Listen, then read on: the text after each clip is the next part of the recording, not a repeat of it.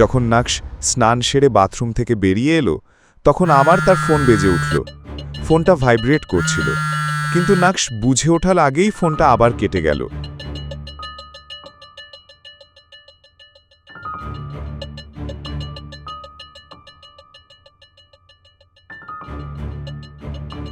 Naqsh, please আমার কলটা ধরো।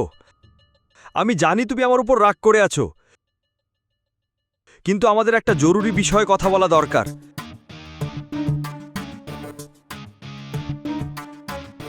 বিস্ময়কর ব্যাপার, ওকে নিজের ভুল বুঝতে 2.5 বছর লেগে গেল। অনেকগুলো মেসেজ ছিল এবং সবগুলো পরে নকশ তার ফোনটা বিছানায় ছুঁড়ে ফেলল। নকশ সেই মেসেজগুলো নিয়ে ভাবছিল, ঠিক তখনই সেই একই নাম্বার থেকে আবার একটা কল এলো।